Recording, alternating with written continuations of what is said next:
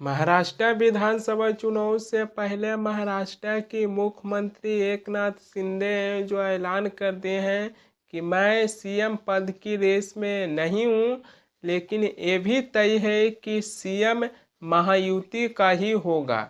यानी कि महाराष्ट्र के मुख्यमंत्री एकनाथ शिंदे जो ऐलान कर दिए हैं कि अगर महाराष्ट्र में महायुति की सरकार बनती है तो मैं मुख्यमंत्री की रेस में नहीं हूँ। महाराष्ट्र विधानसभा चुनाव के लिए जिस प्रकार महायुति अपनी प्रचार किए हैं तो उसमें मुख्यमंत्री की रेस में सबसे आगे देवेंद्र फडणवीस का नाम चल रहा है। अगर महाराष्ट्र में महायुति की सरकार बनती है तो हो सकता है कि महाराष्ट्र के अगले मुख्यमंत्री देवेंद्र फडणवीस होंगे, लेकिन ये तब तय किया जाएगा जब महाराष्ट्र में महायुति की सरकार बनेगी तब। वहीं पर ही महाराष्ट्र के उप मुख्यमंत्री अजीत पवार हैं, जो इस बार बीजेपी पार्टी झारखंड और महाराष्ट्र में जो अपने नारे लगाए थे। योगी आदित्यनाथ की नारा था कि बटेंगे तो कटेंगे, और प्रधानमंत्री मोदी जो अपने नारा लगाए थे कि एक है तो सेफ है, और दोनों ही मिलकर जनता के ध्यान नारे की ओर खींचने का प्रयास किए थे। लेकिन बीजेपी का ये नारा बीजेपी की सहयोगी दल और महाराष्ट्र के उप मुख्यमंत्री अजीत पवार हैं जो दरकिनार कर दिए हैं। बीजेपी के सहयोगी दल अजीत पवार हैं जो कहें कि ऐसी नारा महाराष्ट्र में नहीं चलेगी। यानी कि बीजेपी पार्टी जनता के ध्यान नारे की ओर खींचने का प्रयास किए, लेकिन बीजेपी के सहयोगी दल अजीत पवार ही इसको लेकर विरोध करना शुरू कर दिए कि महाराष्ट्र में ऐसी नारा नहीं चलेगा। महाराष्ट्र में विधानसभा चुनाव हो रहा है, लेकिन महाराष्ट्र में कुछ ऐसी विधानसभा सीट है जहां पर दिलचस्प मुकाबला होती हुई दिखाई दे रही है। महाराष्ट्र के उप मुख्यमंत्री हैं अजीत पवार। अजीत पवार 8वें बार अपने परंपरागत सीट बारामती विधानसभा क्षेत्र से चुनावी मैदान में हैं, मगर उनकी सगे चाचा शरद पवार हैं जो अजीत पवार के सगे भतीजा योगेंद्र पवार को उसी सीट से चुनावी मैदान में उतार दिए हैं। यानी कि महाराष्ट्र के जो उप मुख्यमंत्री अजीत पवार हैं जो बारामती विधानसभा सीट से चुनाव लड़ रहे हैं, और उनका सीधे मुकाबला उनका अपना ही सगा भतीजा योगेंद्र पवार के साथ होने जा रही है। शरद पवार हैं जो योगेंद्र पवार को बारामती विधानसभा सीट से उतार दिए हैं। उनकी नामांकन में शरद पवार खुद शामिल हुए हैं, और उन्होंने अजीत पवार को सबक सिखाने के लिए अजीत पवार की सगा भतीजा योगेंद्र पवार को बारामती विधानसभा सीट से उतार दिए हैं। यानी कि चाचा भतीजा का सीधे मुकाबला बारामती विधानसभा सीटों पर देखने के लिए मिल सकता है। लेकिन सवाल यही आ जाती है कि राजनीतिक को ये लोग इतनी गंदी राजनीतिक बना दिए हैं कि राजनीतिक में चाचा भतीजा को नहीं पहचान रहे हैं, भतीजा चाचा को नहीं पहचान रहे हैं, और दोनों में कोई व्यक्तिगत लड़ाई नहीं है। दोनों में एक चुनाव जीतने को लेकर लड़ाई है।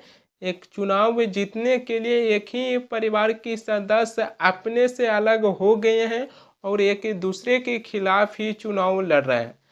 महाराष्ट्र के जो उप मुख्यमंत्री अजीत पवार हैं जो महाराष्ट्र के बारामती विधानसभा क्षेत्र से चुनाव लड़ रहे हैं, और उनका सीधे मुकाबला अपने ही सगे भतीजा योगेंद्र पवार के साथ होने ही जा रही है।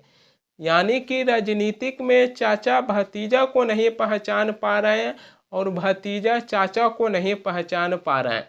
इतनी गंदी राजनीतिक बना दिए हैं ये लोग। भारत की राजनीति कहाँ ले जा रहे हैं जो ये वहीं से पता चल रहा है।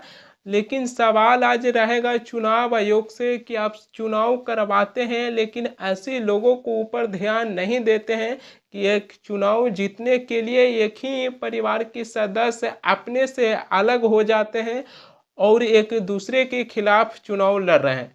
चुनाव आयोग को ऐसे लोगों को ऊपर ध्यान देना चाहिए और एक ही परिवार के सदस्य अलग होकर एक दूसरे के खिलाफ चुनाव लड़ रहे हैं, जिसको ऊपर रोक लगा देना चाहिए। और ये ऐसा एक बार की नहीं है, जब लोकसभा चुनाव हुआ था तो बिहार में चिराग पासवान भी हाजीपुर लोकसभा सीटों को लेकर दावा ठोक रहे थे। उनकी चाचा पशुपति कुमार पारस भी हाजीपुर लोकसभा सीटों को लेकर दावा ठोक रहे थे। लेकिन बीजेपी पार्टी बिहार में चिराग पासवान को 5 लोकसभा सीट दिए हैं, तो उनकी चाचा पशुपति कुमार पारस हैं जो केंद्रीय मंत्री पद से इस्तीफा दे दिए और कहें कि हमारे साथ नाइंसाफी हुआ है। बिहार में भी चाचा भतीजा की लड़ाई देखने के लिए मिला था। चिराग पासवान के बारे में कई ऐसे लोग हैं जो कहते हैं कि आने वाला समय में बिहार की भविष्य है। ये लोग बिहार की क्या भविष्य है जो वहीं से पता चलता है कि एक हाजीपुर लोकसभा सीट जीतने के लिए भतीजा चाचा को नहीं पहचान रहे थे, चाचा भतीजा को नहीं पहचान रहे थे। अब उसी तरीके से चाचा भतीजा का लड़ाई देखने के लिए मिल रहा है महाराष्ट्र विधानसभा चुनाव में कि अजीत पवार के खिलाफ खुद उन्हीं का सगा भतीजा योगेंद्र पवार हैं जो उनके खिलाफ चुनाव लड़ रहे हैं। शरद पवार हैं जो योगेंद्र पवार को अजीत पवार के खिलाफ उतार दिए हैं और शरद पवार हैं जो योगेंद्र पवार को पूरी तरीके से समर्थक कर रहे हैं। प्रधानमंत्री मोदी हैं जो नारा लगाते हैं कि एक हैं तो सेफ हैं, लेकिन प्रधानमंत्री मोदी से यह सवाल पूछा जाए कि एक सत्ता हासिल करने के लिए एक राज्य में अपनी सरकार बनाने के लिए एक ही परिवार के लोगों को एक साथ नहीं रख पाए।